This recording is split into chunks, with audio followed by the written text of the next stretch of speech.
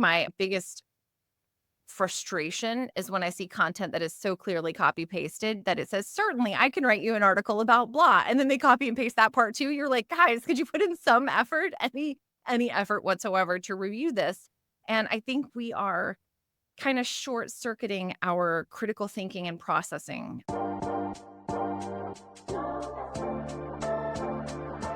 So you mentioned earlier you chose writing as your content creation strength Yeah. or touch point. Tell me a little bit about why you chose writing as your place and how that's going. You ask such good questions. I think the writing is an innate draw. I wouldn't necessarily say it's a talent. Many of my critics would probably say she's not talented. That's also totally fine. But it was something that I always enjoyed. I was the little nerd in English class where they would give you 10 vocabulary words and you had to write a sentence for each one. I wrote multiple pages that tied a story together with all of these words, and always I got my bonus points. I will do anything for a gold star. So that really drove me to be more creative, and the positive feedback I got from my teachers, especially in the writing and creative worlds, not necessarily the math and science worlds. They were like, please don't be creative. This is actual data. But it's so interesting to tell a story about it. So it was just a real natural aptitude that I found. And it came easy for me because it's another way to communicate with other humans. And there's nothing more than I love there's nothing more that I love other than other human. I don't know.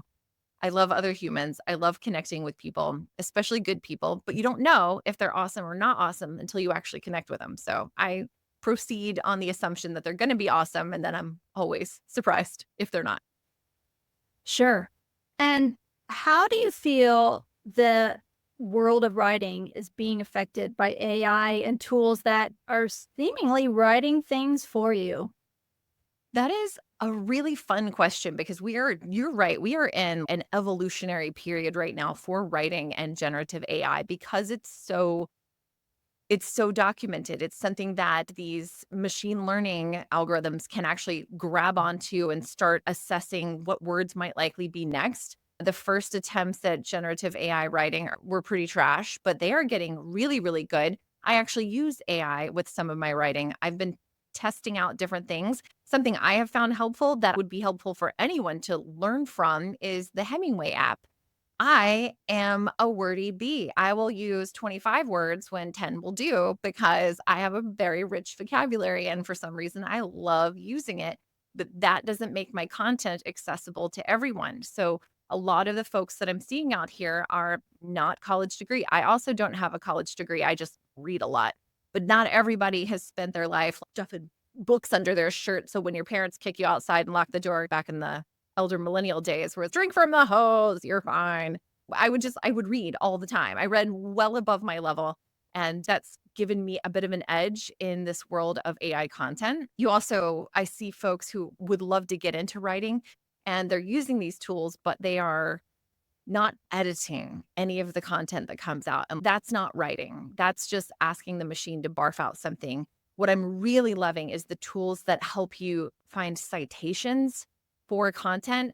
The biggest struggle I have always had is I will read something, I'll assimilate it, I'll learn it, and then I'll spit it out very similarly, but I won't know how to attribute it to the right person. And that's actually meaningful in the world that we live in UX, because I'm not reinventing the wheel. In fact, most of UX is not reinventing the wheel. So it's important to both credit sources, but also appropriately cite information so that others can learn from your stuff. And so that's something I've been using.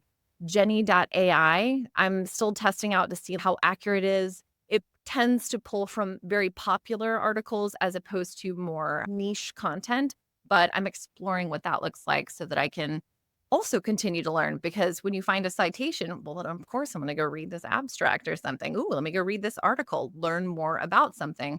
So really it just facilitates the creative process and just encourages me to keep learning. Yeah. Are you familiar with Perplexity? They also Oh, give you sources for their information. oh, nice. Okay, I will check out Perplexity. Yeah. Thank And as a journalist at heart, and sources are really important. And there's a lot of garbage information out there that people are regurgitating and they don't know what it comes from. They don't know what it means. They don't know if And it's real. Exactly. Yeah. Exactly. So you mentioned people are kind of using it, trying to shortcut success, maybe in a Yeah. sense. Do you see that happening more? What do you feel like the trend might be going in what direction there?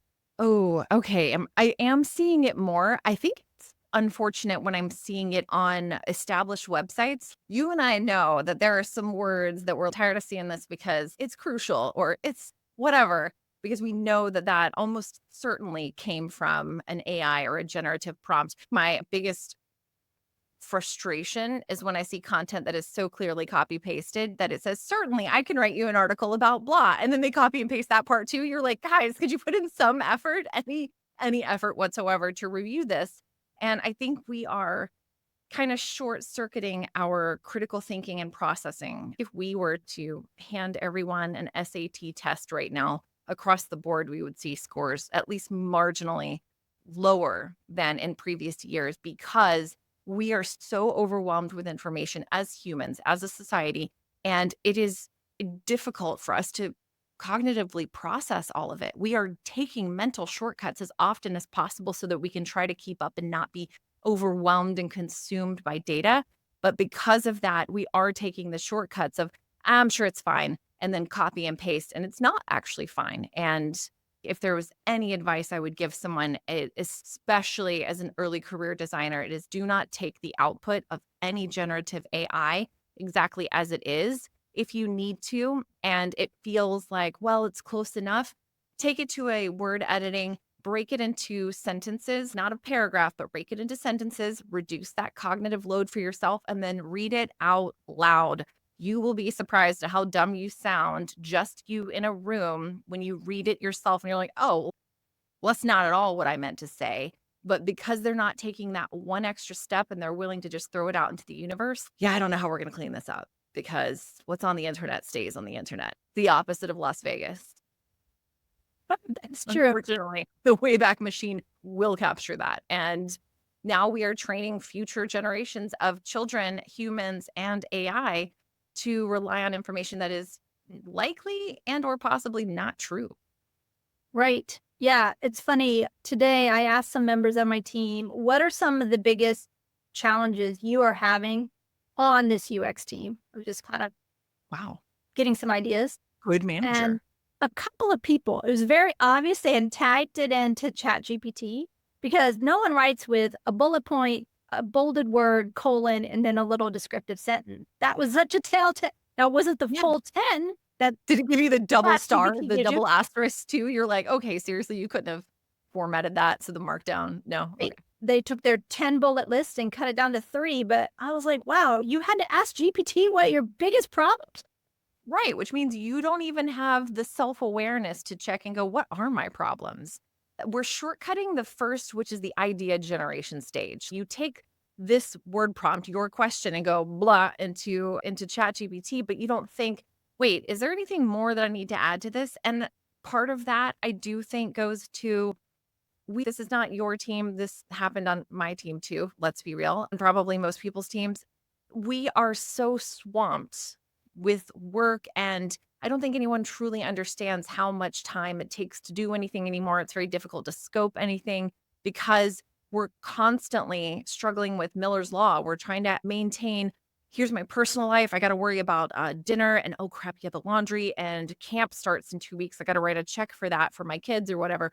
And then we've got product market research. And then I'm being pulled into this meeting with the developers because they don't understand the interaction style or whatever. So we're pulled in so many different directions. It's almost like, how is it possible for anyone to have the time to thoughtfully answer, what problems are you having? Honestly, the answer is I don't have enough time to process information, but I also don't shut off some of those pipelines of information when I could. And that's probably because of the ADHD overwhelm of I would like to distract myself from how much I need to do. So like it's a self-fulfilling little prophecy kind of thing. I don't know how we're going to get out of it.